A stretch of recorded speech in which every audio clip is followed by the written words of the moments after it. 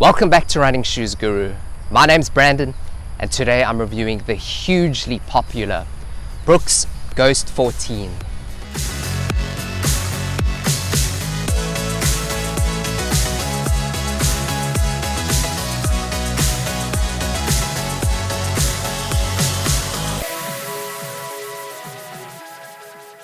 For me, the Brooks Ghost has always had somewhat of a bland ride. But bland isn't always a bad thing because the Ghost has an enormous loyal fan base. And it's a certain type of runner who buys the Ghost every year. The type of runner who doesn't like to take risks when buying running shoes.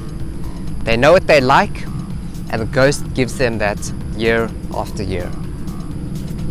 It's also a really popular recommendation for beginner runners because it's such a safe option. Its upper is comfortable no matter what foot type you have. Its midsole is neither too firm nor too soft, and it's got a remarkably stable ride for a neutral shoe. There's a popular saying that goes something like, the more things change, the more they stay the same. And this applies here because the Ghost 14 has a brand new upper, midsole and outsole, but it still rides the same as previous Ghosts. Compared to the 13, it's picked up 0.2 ounces of weight.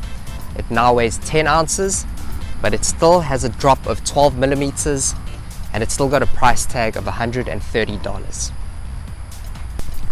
Whenever a new version of the Ghost gets released, it's never all that exciting because you know that it'll have a very similar ride to previous Ghosts. When I put the Ghost 14 on my feet for the first time, it felt really luxurious and slipper-like.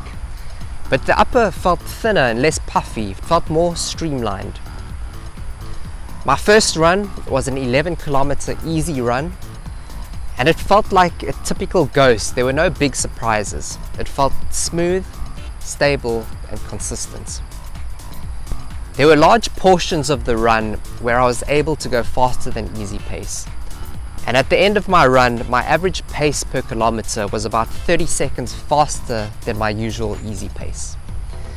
It felt like this version of the Ghost wanted me to go faster than easy pace. Whereas the Ghost 13 felt really sluggish and it was difficult to pick up the pace. The new headline feature of the Ghost 14 is its full DNA loft midsole. The Ghost 13 only had a half DNA loft midsole.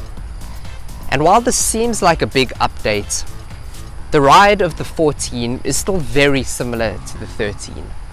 And in fact, it's so similar that when I did an A/B test and I wore the 13 on one foot and the 14 on the other foot, I really had to concentrate hard to notice the difference between the two shoes.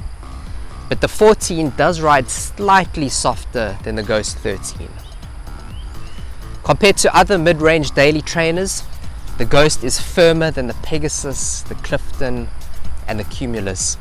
But because of this massive chunk of midsole foam, it's 36 millimeters in the rear, it's still a very well-cushioned ride. If you wanted to run a full marathon in the Ghost 14, you definitely could. I did 42 kilometers in it, and it's one of the best long-run shoes I've tested because of its high level of stability, its high level of cushioning, and its comfortable upper. Its midsole is not excessively plush, so ride transitions feel quite efficient, and it's easy to pick up the pace in the Ghost 14. I enjoy it most on steady paced runs, which are slightly faster than easy pace, at around 4 minutes 50 to 5 minutes 30 per kilometer. The only time I ever run in a 12mm drop is in the Ghost. And while it might put some people off, I didn't really mind the high drop because I feel like it puts my foot on a steeper downward facing ramp, so it helps me through transitions more than a shoe with a lower drop. But one of the negatives is that I do feel my heel catching when I come through my gait cycle, but I get used to this sensation as I put more mileage on the shoe. There are two types of rubber used on the Ghost 14. Soft rubber on the forefoot and harder, more durable carbon rubber on the heel. Now, because they changed the midsole to DNA loft on the medial side, they needed more support, so they added extra rubber to balance out the soft foam. The forefoot grooves are now partially filled with rubber, and this leads to a more snappy forefoot, which is less flexible. The outsole rubber shows a rapid wear after the first couple of runs, especially on this outer lateral heel area. But then the wear starts to taper.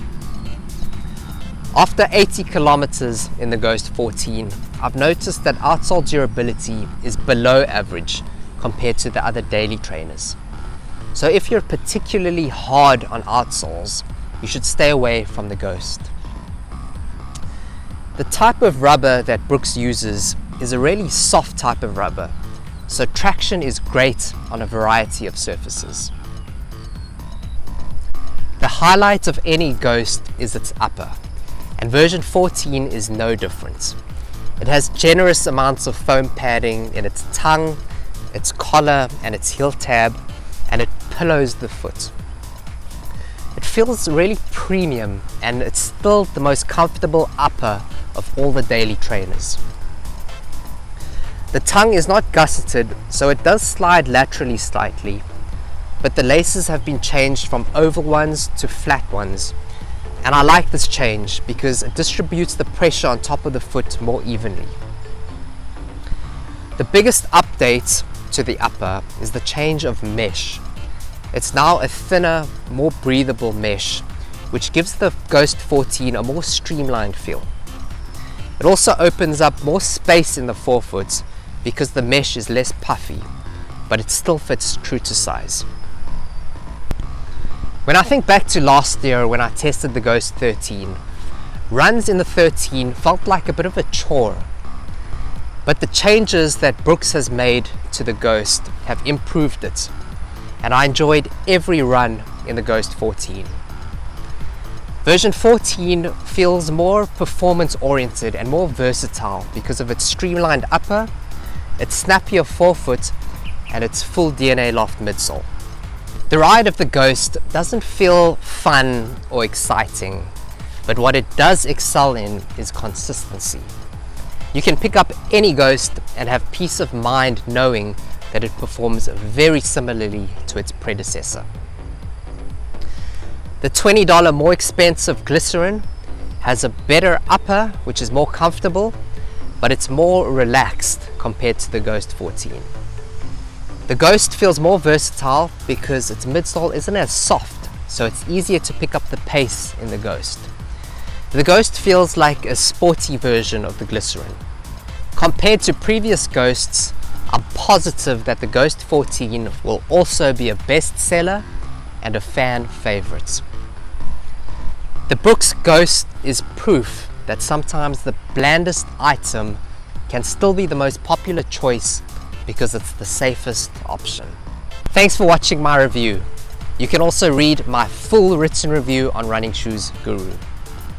If you enjoyed the video, please hit the like button and subscribe to Running Shoes Guru.